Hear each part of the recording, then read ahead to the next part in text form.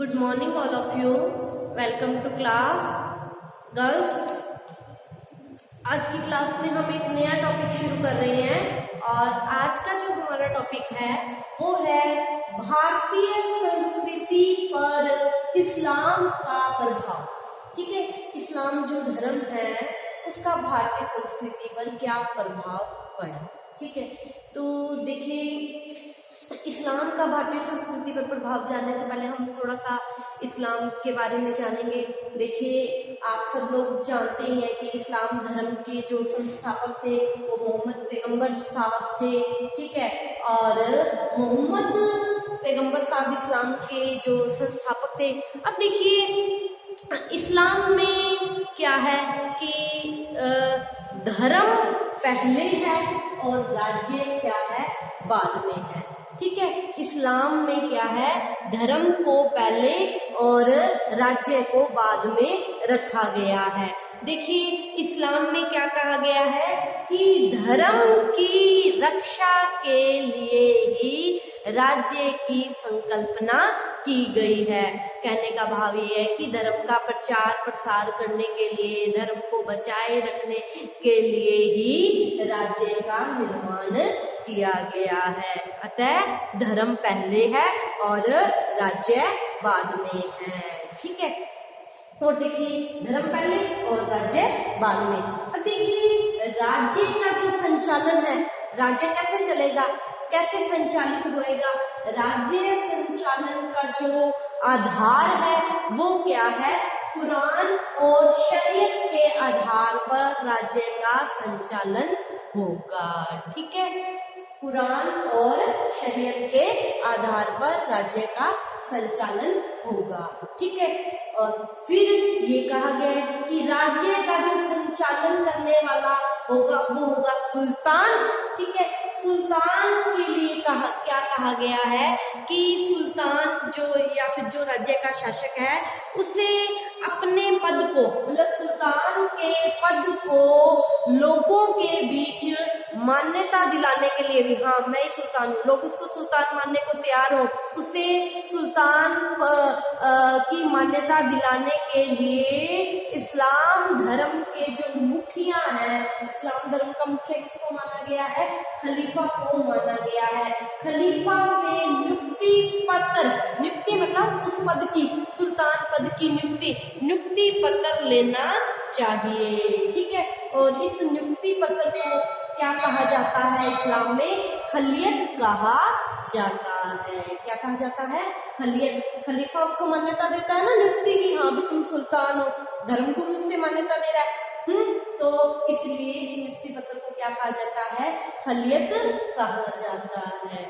ठीक है, अब देखिए मैंने आपको बताया कि खलीफा क्या होता है, मुसलमान इस्लाम में जो धर्म का प्रधान होता है उसे खलीफा कहा जाता है। ठीक है, तो हम खलीफा को इस तरह से भी समझ सकते हैं कि इस खलीफा किसे कहा जाता है, इस्लाम का नेतृत्व करने वाला।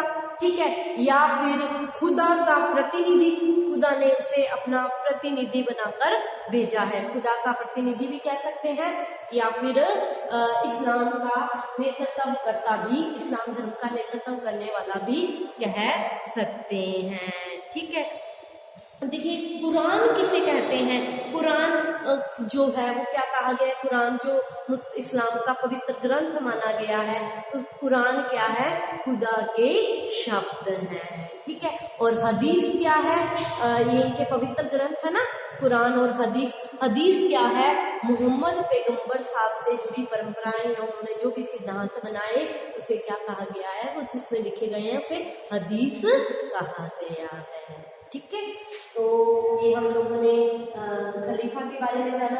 तो देखिए मोहम्मद पैगंबर साहब ने अपना किसी को उत्तराधिकारी नहीं बनाया था। ठीक है, देखिए फिर भी क्या हुआ, मोहम्मद पैगंबर साहब की मृत्यु के पश्चात उसके अनेक उत्तराधिकारी हुए। ठीक है, और इन उत्तराधिकारियों को क्या कहा जाता था, खलीफा कहा जाता था, धर्म का प्रधान। मोहम्मद पैगंबर साहब धर्म के संस्थापक थे और ये क्या थे, जो खलीफा मतलब उनके उत्तराधिकारी, आगे आने वाले धर्म के नेतृत्व करने वाले।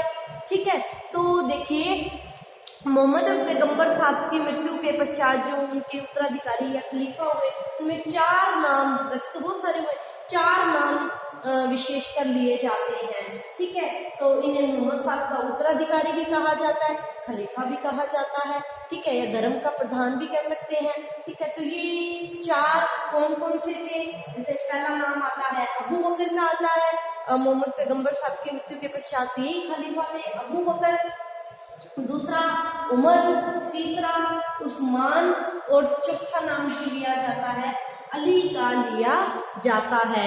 देखिए अली को वास्तविक मोहम्मद पैगंबर साहब का वास्तविक उत्तराधिकारी माना गया है। देखिए क्यों? देखिए क्या कहा गया है कि जो अली थे, जो अली का जो विवाह हुआ था फातिमा से अली का विवाह हुआ था। फातिमा कौन थी? फातिमा मोहम्मद पैगंबर साहब की पुत्री थी। मोहम्मद पैगंबर साहब की पुत्री से अली का विवाह हुआ था, इसीलिए अली को वास्तविक उत्तराधिकारी माना गया है, ठीक है। लेकिन अगर हम पहले उत्तराधिकारी की बात करते हैं तो वो कौन थे? अबू बकर थे, ठीक है। और ये जो अबू बकर थे ये उम्मयद वंश से संबंधित थे, ठीक है। तो उम्मयद वंश के 18 आगे खलीफा हुए हैं, ठीक है। तो कई बार उनकी नाम की जगह उम्मयद भी आ जाता है, तो आप कंफ्यूज मत होना, ये उम्मयद वंश के थे अबू बकर, ठीक है। अब देखिए ये हम लोगों ने थोड़ा सा इस्लाम के बारे में जाना। अब देखिए हम बात करेंगे कि जो हमारी संस्कृति थी इस पर इस्लाम का क्या प्रभाव पड़ा, ठीक है। तो देखिए अगर हम भारत में इस्लाम के आगमन की बात करते हैं कि इस्लाम भारत में कब आया, तो अगर हम इस्लाम के आगमन की बात करते हैं तो पूर्व मध्य काल में इस्लाम का भारत में आगमन हुआ था, ठीक है। आप सब लोग जानते हो कि 712 में काफिर ने आक्रमण किया था भारत पर, ठीक है। उसके पश्चात गजनबी ने किया था, गजनबी ने भारत पर 17 आक्रमण किए थे, ठीक है। उसके पश्चात गोरी का आक्रमण हुआ था, ठीक है। तो देखिए गोरी के आक्रमण के पश्चात ही भारत में इस्लाम का जो स्थायी प्रभाव है, ठीक है, या आक्रमण करते चला गया। जो इस्लाम का स्थायी प्रभाव जो दिखाई देता है वो गोरी के बाद इस्लाम का भारत में स्थायी प्रभाव दिखाई देता है, ठीक है। तो देखिए मोहम्मद गोरी की मृत्यु हो गई। मोहम्मद गोरी की मृत्यु के पश्चात जो मोहम्मद गोरी का जो गुलाम था या जो दास था, आगे मोहम्मद गोरी के भारतीय प्रदेशों का जो स्वामी बना था, हम लोग पिछली क्लासेज में पढ़ भी चुके हैं। दास वंश का जो संस्थापक था कुतुबुद्दीन ऐबक, ठीक है। और ऐबक के समय ही इस्लाम का भारत में स्थायी प्रभाव स्थापित हुआ था, ठीक है। तो अब देखिए हम नेहरू जी के इन शब्दों से भारत पर इस्लाम के प्रभाव को समझेंगे कि इस्लाम ने भारत की आत्मा को ही नहीं, पंडित जवाहरलाल नेहरू क्या कहते हैं कि इस्लाम ने भारत की आत्मा को ही नहीं अपितु भारत के मस्तिष्क को भी प्रभावित किया, ठीक है। इसी के साथ नेहरू जी ने क्या कहा है कि इस्लाम आया तो बाहर से था, लेकिन यहाँ आकर उसने अपने आप को स्वदेशी बना लिया। उस पर जो विदेशी ताना चढ़ा हुआ था उसको उसने क्या कर दिया, उसका उसने त्याग कर दिया, ठीक है। अब देखिए एक और इतिहासकार हुए हैं ताराचंद, ठीक है। ताराचंद के शब्दों में हम लोग भारतीय संस्कृति पर इस्लाम के अगर प्रभाव को समझते हैं तो ताराचंद ने क्या कहा है कि इस्लाम ने भारत को हर क्षेत्र में प्रभावित किया।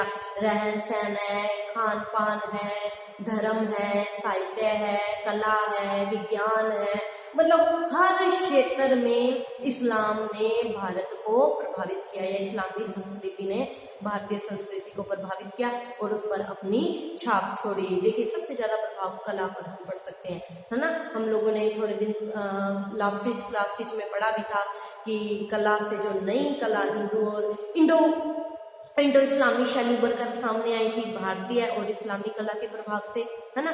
तो देखिए हर क्षेत्र में इस्लाम धर्म ने भारतीय संस्कृति को या इस्लाम ने भारतीयों को प्रभावित किया था, ठीक है।